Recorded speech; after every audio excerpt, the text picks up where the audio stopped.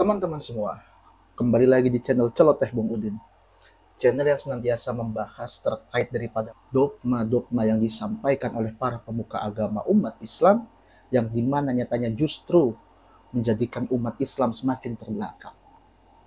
Pada kesempatan kali ini kita akan membahas yaitu bagimanalah umat Islam ini bisa menjadi umat terbelakang.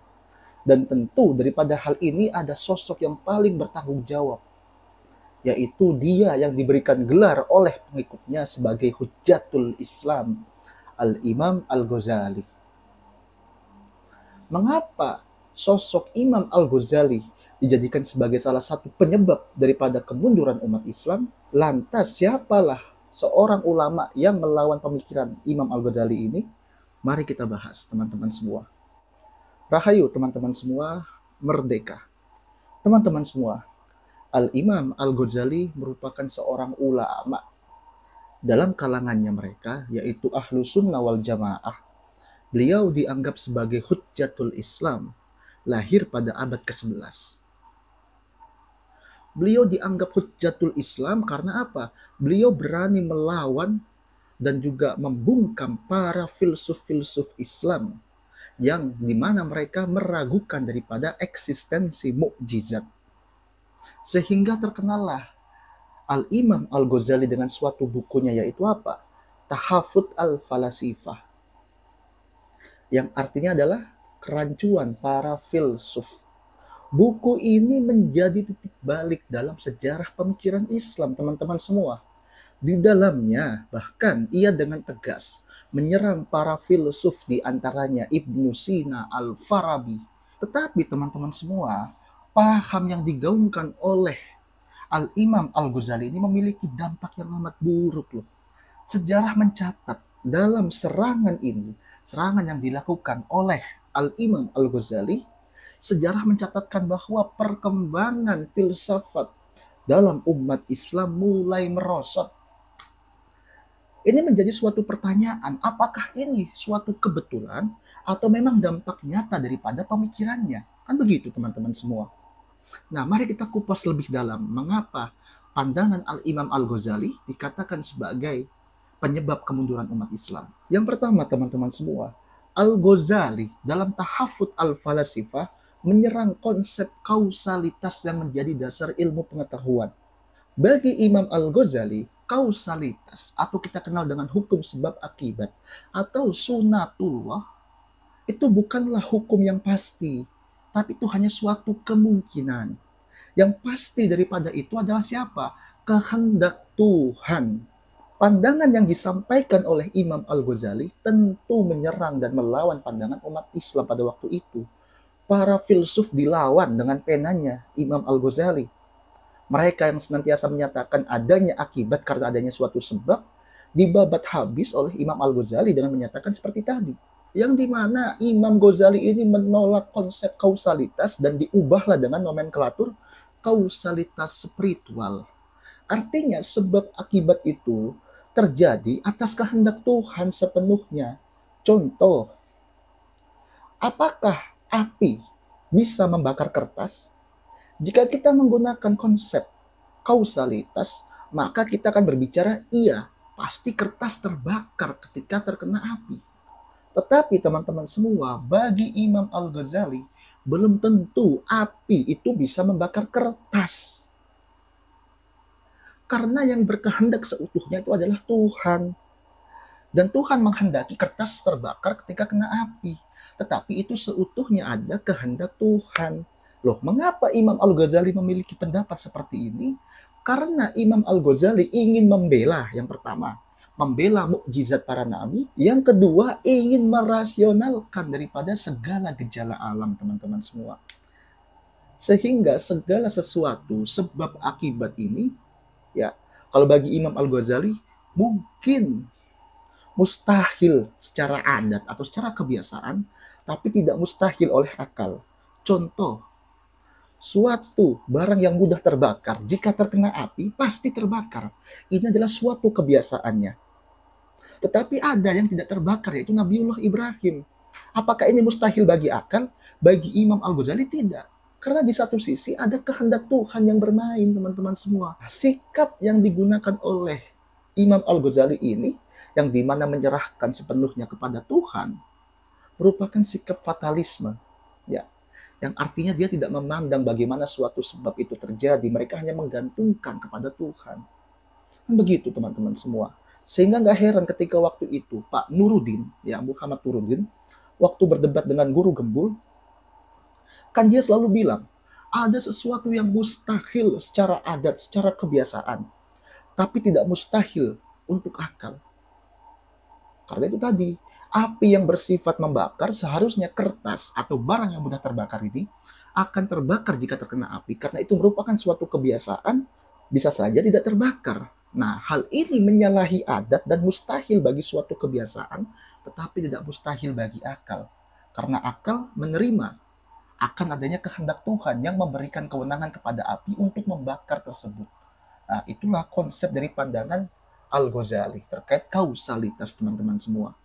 Pemikiran ini, teman-teman semua, meskipun ya dianggap oleh sekelompok umat Islam, khususnya Ahlus Sunnah wal Jamaah, apalagi di kalangan NU yang mereka beranggapan bahwa dirinya bertasawuf dengan tasawufnya Imam Al-Ghazali, walaupun ini meningkatkan keimanan kita, ya, karena kita bisa merasionalkan segala mukjizat itu, walaupun gak rasional juga aslinya, ini memiliki dampak negatif yang begitu besar, teman-teman semua.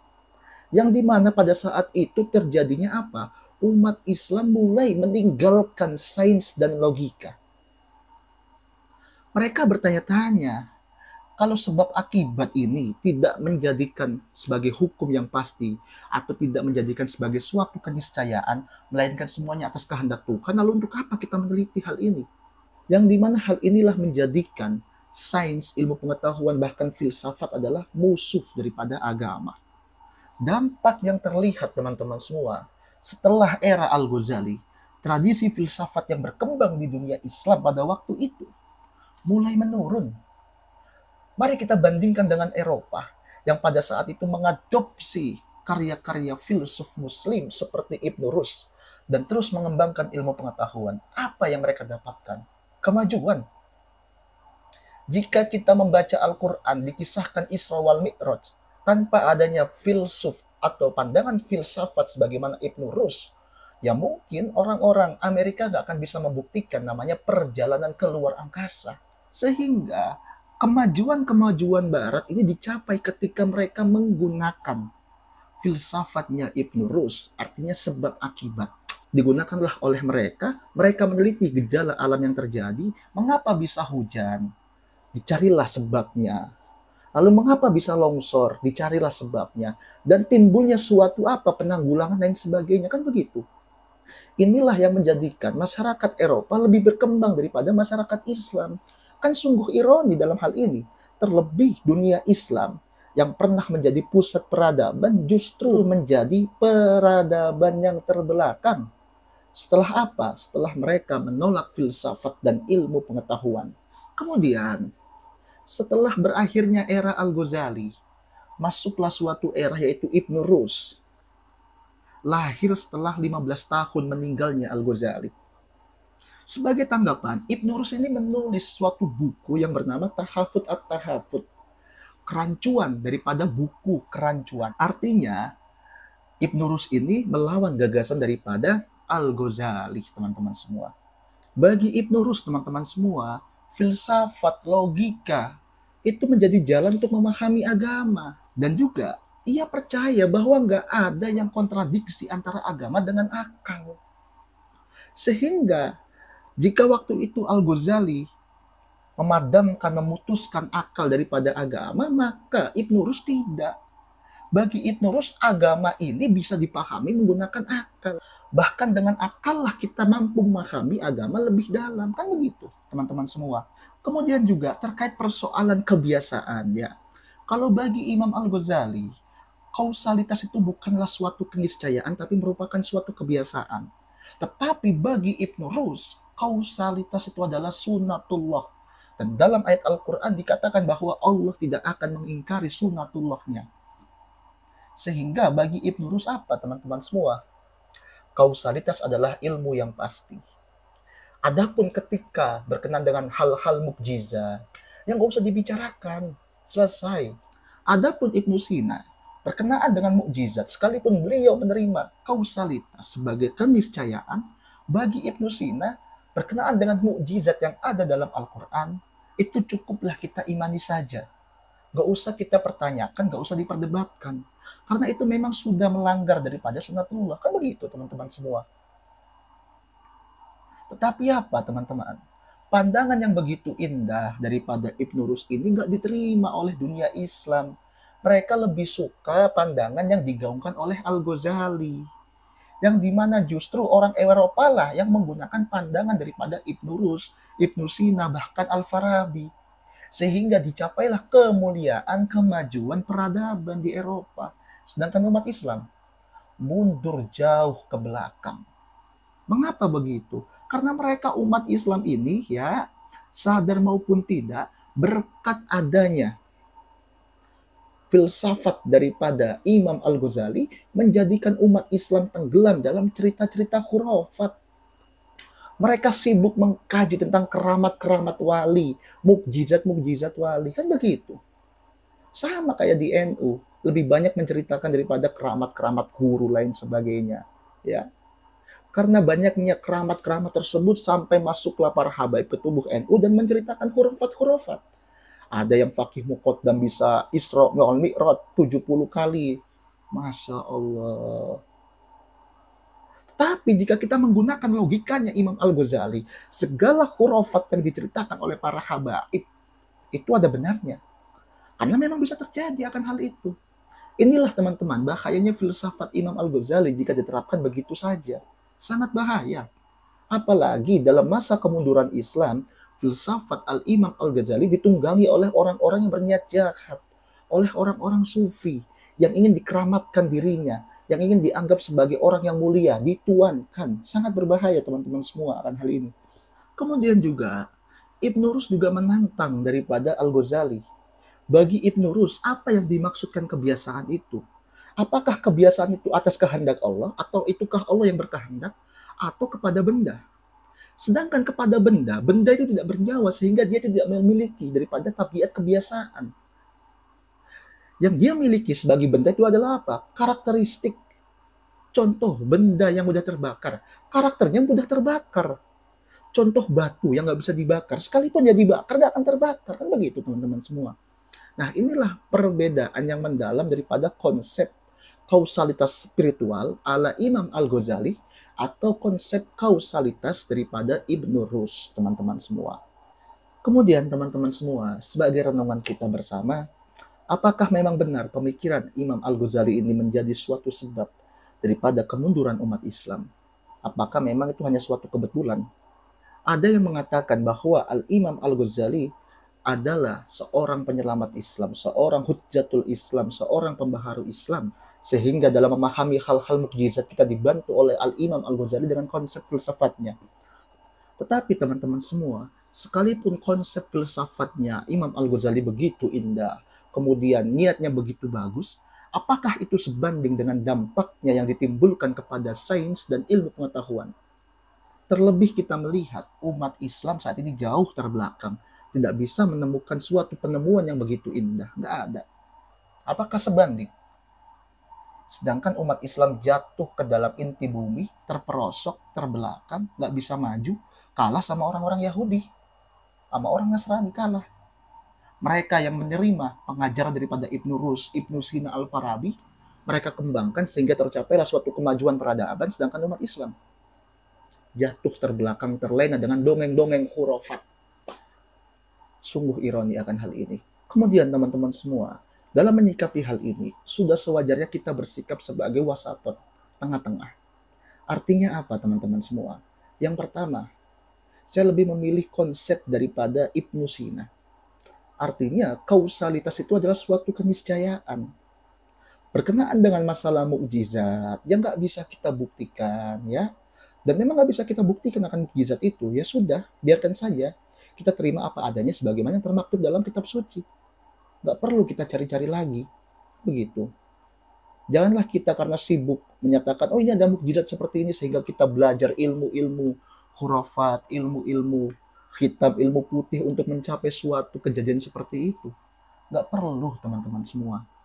Yang kita perlukan adalah apa? Daripada konsep kausalitas ini, kita membangun suatu peradaban, suatu ilmu pengetahuan. Kemudian teman-teman semua, kesimpulan daripada pembahasan kali ini, pemikiran Al-Imam Al-Ghazali, kalau bagi saya pribadi adalah pedang bermata dua. Sehingga melihat daripada pandangan Imam Al-Ghazali ini, kita wajib berhati-hati. Oke? Dan sepenuhnya bukanlah kesalahan Imam Al-Ghazali, bukan. Tapi pandangan Imam Al-Ghazali ini memberikan ruang bagi orang-orang jahat yang ingin merusak Islam dari dalam. Hati-hati akan hal itu. Sehingga nyatalah bahwa pandangan Imam Al-Ghazali ini pisau bermata dua.